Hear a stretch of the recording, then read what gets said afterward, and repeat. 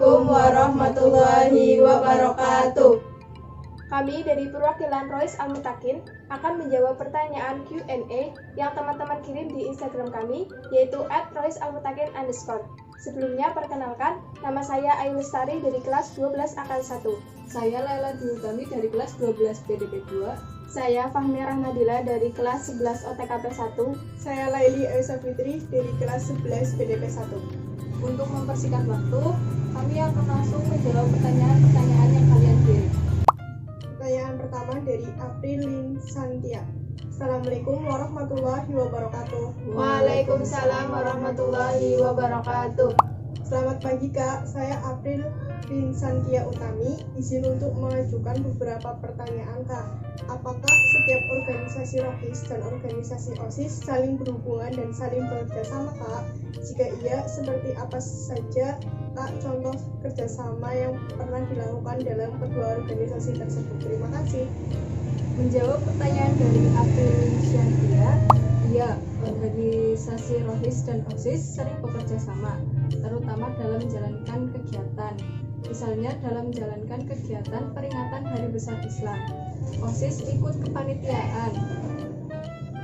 Di Rohis juga terdapat komponen mitra yang merupakan anggota OSIS yang bernama si bidang pembinaan keimanan dan ketakwaan terhadap Tuhan Yang Maha Esa.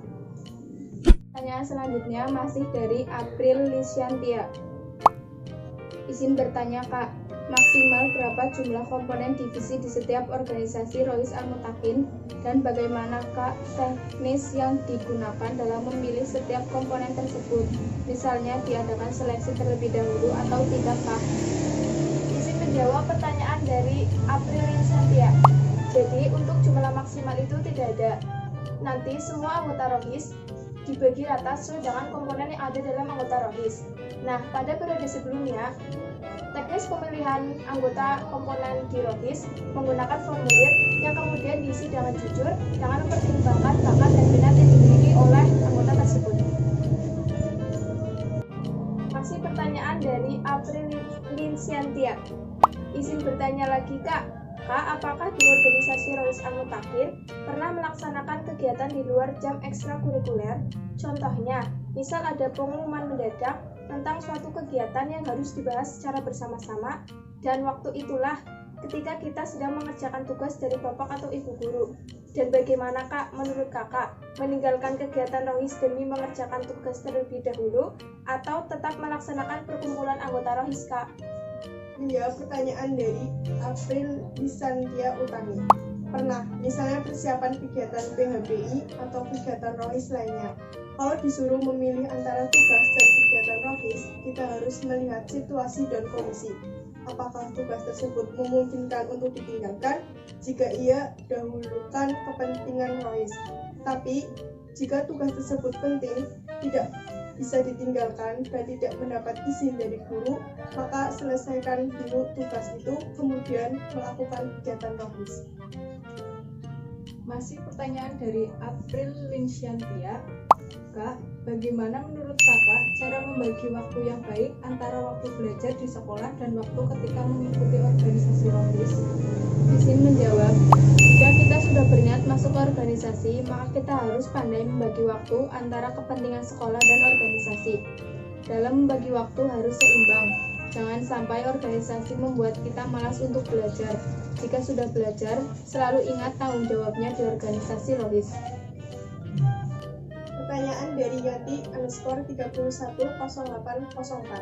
Assalamualaikum warahmatullahi wabarakatuh Kak. Waalaikumsalam warahmatullahi wabarakatuh.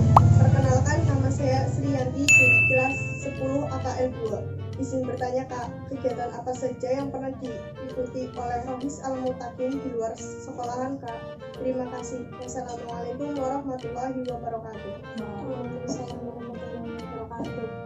Menjawab pertanyaan dari Yanti_310804, kegiatan di luar sekolah yang pernah diikuti oleh Rohis adalah lomba hadroh di UNU, studi banding Rohis dengan sekolah lain, outbound Rohis, sosialisasi santri sehat, salah satu wakil dari Rohis ada yang mengikuti kemah Rohis di Semarang dan lain sebagainya. Pertanyaan selanjutnya dari @artikelrizky_. Batas minimal anggota yang menjadi pengurus inti anggota Rohis. Isi menjawab, seperti yang kita jelaskan tadi, jadi nanti semua anggota Rohis dibagi rata sesuai dengan komponen yang ada di Rohis, dengan mengisi formulir yang mempertimbangkan minat dan bakat anggota tersebut. Selanjutnya, pertanyaan dari @henai_20. Basecamp Rohis sekarang di mana? Apakah udah punya ruangan sendiri? Di sini jawab, alhamdulillah masih sama dengan periode sebelumnya. Rohis mempunyai basecamp di masjid. Semoga di periode selanjutnya dapat memiliki basecamp yang lebih luas. Amin. Pertanyaan dari @lulu.rfrega. Untuk kegiatan amaliyah Ramadan biasanya dilakukan di dalam sekolah atau luar sekolah? Izin menjawab, kegiatan amaliyah Ramadan pada periode sebelumnya dilakukan selama 1 minggu. Kegiatan ada yang dilakukan di dalam sekolah dan di luar sekolah. Contoh kegiatan di dalam sekolah adalah pesantren kilat, buka puasa bersama, dan pengumpulan zakat. Sedangkan contoh kegiatan di luar sekolah adalah membagikan takjil kepada masyarakat dan kegiatan bakti sosial di panti asuhan. Pertanyaan selanjutnya dari HNYHFINZ_. Kalau kelas 10 ikut organisasi Rohis, apakah nanti kelas 11 masih menjadi anggota? Izin menjawab, tidak pasti. Dianjurkan untuk lanjut, namun jika ada kendala diperbolehkan tidak lanjut. Tetapi sebenarnya di kelas 11 merupakan kepengurusan Rohis yang sesungguhnya, karena di kelas 10 itu lebih condong ke ekstrakurikuler walaupun sudah dibentuk kepengurusan seperti organisasi.